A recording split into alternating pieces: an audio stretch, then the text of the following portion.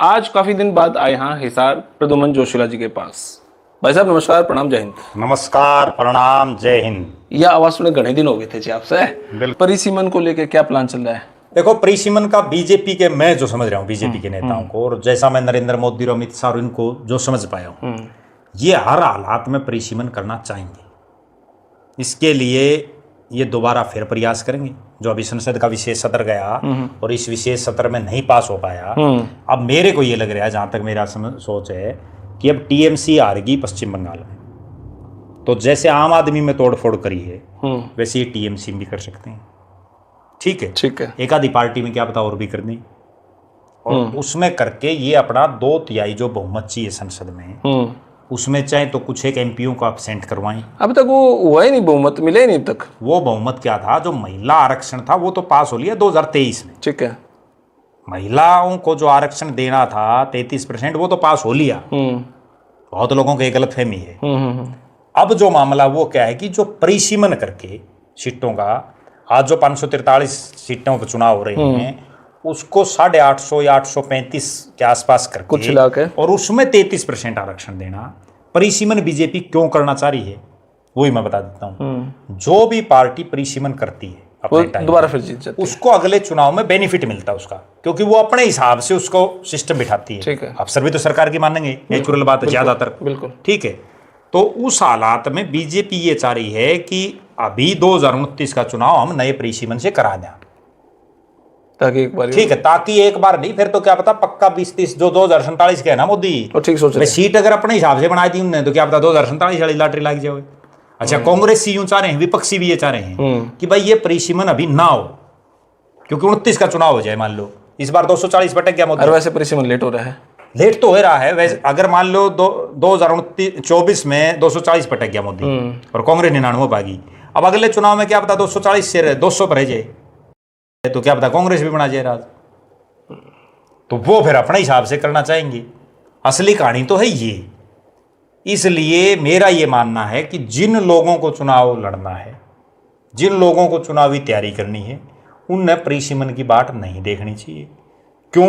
क्योंकि ये वो बीजेपी है 2028 का आखिरी में कर देंगी।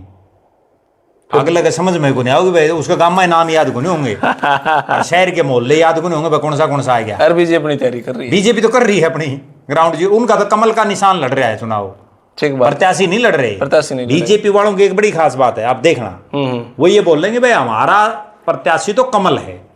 कांग्रेस वाले कड़े बोलते देखे अपने, हमारा प्रत्याशी हाथ है पंचायत, ठीक बात। वो तो सिद्ध दिन होगा, हमारा प्रत्याशी भाई भूपेंद्र सिंह हुड्डा है या कुमारी शैलजा है, रणदीप सुरजेवाला है, फलाना है।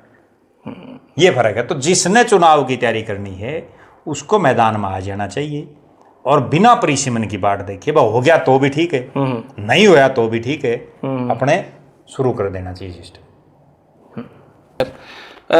और हरियाणा की राजनीति में आपको क्या चीज दिख रही है जो हमारे बीच में रह गई हो? देखो, बहुत सी ऐसी बातें हैं फिलहाल। तो एक तो जो महिला आरक्षण को लेके जो मामला था, उसको लेके भी जगह जगह बातचीत चल रही है, और उसमें बीजेपी भी एक ऐसी सरकार है, एक ऐसी पार्टी है बीजेपी जो खुद सत्ता में रहती है, फिर भी दूसरों के खिलाफ प्रदर्शन करती रहती है। मतलब ये भी बड़ी गजब बात है बीजेपी ठीक बात है। ठीक है, खुद धरना धर लें राज में होते हुए भी। हाँ। तो दूसरी बात ये है, अभी सबकी निगाहें इन चीज़ों पर हैं। एक तो भाई मंत्रिमंडल विस्तार कब होगा, क्योंकि बहुत लोग इंतजार कर रहे हैं पिछले कई दिनों से। एक साल तो हमें वीडियो बनाने लग रहे हैं, लेकिन कौन को अड़चन की में आता रहता है। ठीक है। दूसरा, मोहनलाल बड़ौली का क्या रहेगा, हर तरफ यही चर्चा है कि मोहनलाल बड़ौली जाएंगे रहेंगे। उस चक्कर में बल्कि एक काम और भी हो रहा है, बहुत लोग बेचारे ना चाहते हुए भी बड़ौली साहब को हाजिरी मार रहे हैं। ठीक है भाई, कदे फिर यूं रह जाओ, है समझ में नहीं आ रही। बड़ौली साहब की किस्मत तेज है, नहीं तो 1.25 साल हो जाता उनको बदले हुए। हाँ, ठीक है ना, जनवरी फरवरी में चुनाव था, जनवरी फरवरी 2025। ठीक है जी। उसके बाद कांग्रेस पे एक बहुत बड़ा सवालिया निशान ये है कि कई महीने बीत गए, हरियाणा में 23वां जिला बना रखा है, शायद उसका राहुल गांधी को अब तक पता चला है या नहीं चला, 80। ठीक है, वहाँ बीजेपी ने जिला प्रधान बना दिया, इनेलो ने बना दिया, जेजेपी ने बना दिया, आम आदमी पार्टी ने बना दिया, और कांग्रेस जो इतने लंबे चौड़े दावे कर रही है वो उसका जिला प्रधान तक नहीं बना पा रही। अब हो सकता है राहुल गांधी या मल्लिकार्जुन खड़गे को ना पता हो, तो कम से कम राव नरेंद्र को तो पता होगा भाई जिला बन गया 23वां, इसका भी जिला प्रधान बनाना है। ठीक है जी, बहुत सोचने वाली बात है। तब ये हमारे साथ प्रद्युमन जोशीला जी, तो इसके लिए तो बहुत बहुत धन्यवाद सर आपका। बहुत धन्यवाद। जी।